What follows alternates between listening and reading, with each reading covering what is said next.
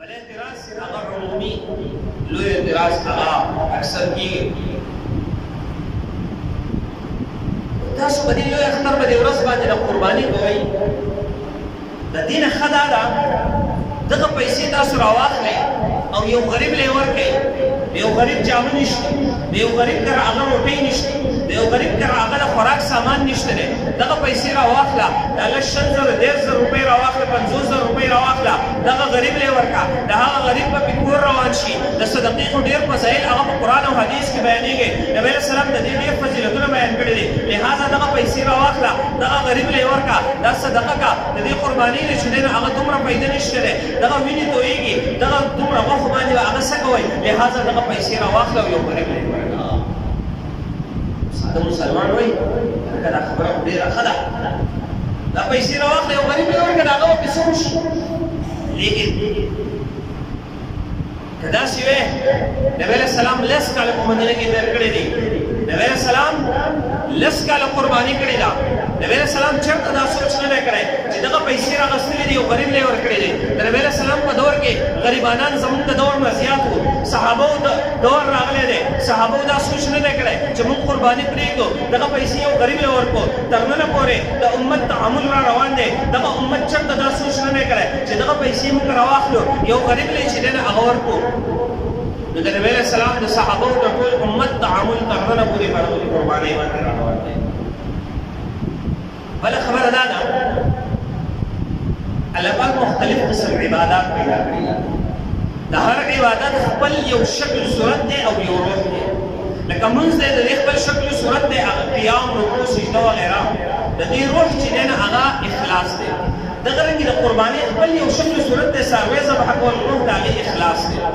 نو په یو عمل سره بل عمل هغه ادا کېږي.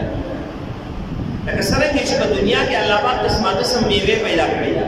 د یو میوې په خوراک سره د بلې میوې مزه او خوند نه حاصلېږي. دغه رنګې د یو عبادت په ذریعې سره د بل عبادت خوند او مزه او ثواب نه حاصلېږي. دغه رنګې په دنیا کې هغه دغه قسمه قسم بیماریانو دپاره قسمه قسم علاجونه او دوایانې وي.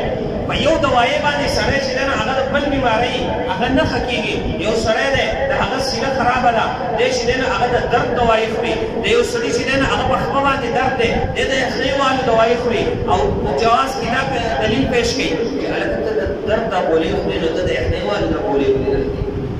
د هر څیز دپاره جدا ګولۍ، د هر بیمارۍ دپاره جدا ګولۍ ده. دغه رنګې الله پاک هر عبادت هغه جدا پیدا کړی دی.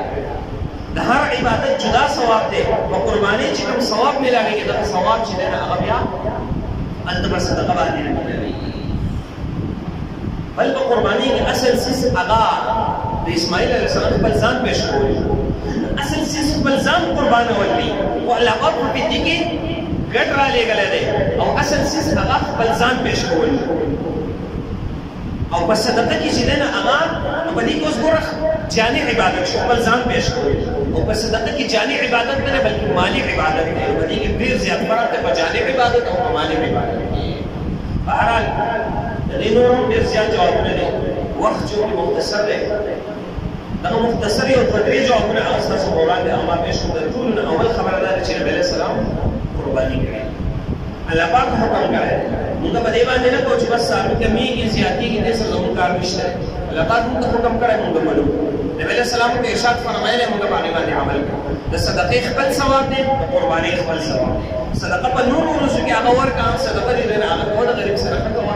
دلته د قربانۍ وخت دی، قربانۍ خپل ثواب چې دی نه هغه دی، هغه ثواب چې دی نه هغه او بل ثواب دی هغه